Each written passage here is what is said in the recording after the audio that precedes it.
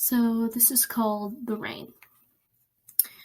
If my alone was a thunderstorm raging over me, tactfully taking its time, nudging under every bit of my sanity, edging into my joy, and cracking my foundation, and running ruinous rivulets into my mind, then of course I'd drown in the flood.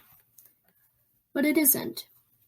It's something so much littler, perhaps just a few drops of rain, there, and there, and there. It might turn into something, raging and running into my conscience. But that's up to me. And luckily, I have an umbrella.